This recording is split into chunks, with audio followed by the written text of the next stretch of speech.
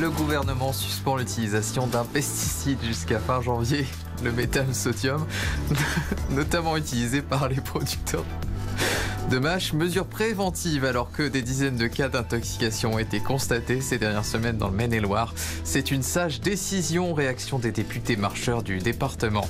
Des tas de pneus brûlent devant le site Vallourec-D'aulnoy-Emery dans le Nord. Il est bloqué par une trentaine de salariés de l'aciérie Ascoval en redressement judiciaire.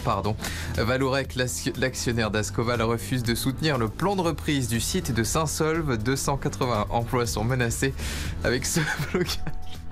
Les salariés veulent mettre la pression, sur Vallourec.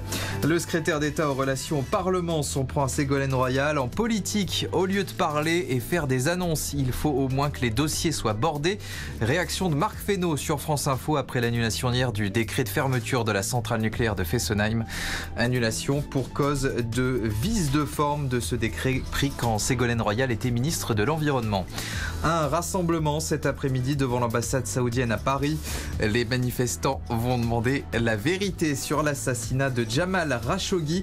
Hier, l'Arabie Saoudite a indiqué pour la première fois que le meurtre du journaliste saoudien dissident à Istanbul était prémédité.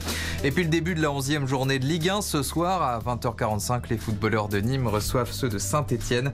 Au classement, les Nîmois sont 15e, les Stéphanois, eux, sont 6e.